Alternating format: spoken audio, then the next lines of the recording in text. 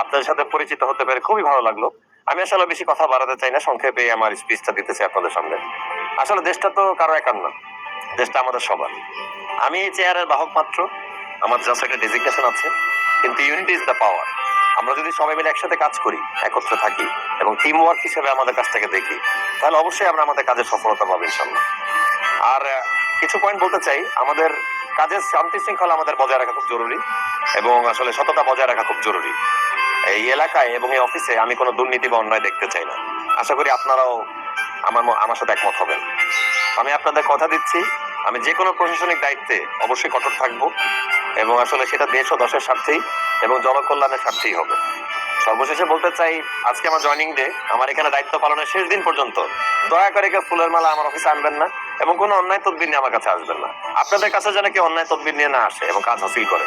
যে তদবির করবে তার যেন যোগ্যতা থাকে, যোগ্য লোকই কাজ পাক, সেটাই আমাদের জন্য আসলে উত্তম। আমি একটা জিনিস বিশ্বাস করি, আমরা যদি সফল হতে চাই তাহলে আমাদের কাজের মাধ্যমে সফল হব।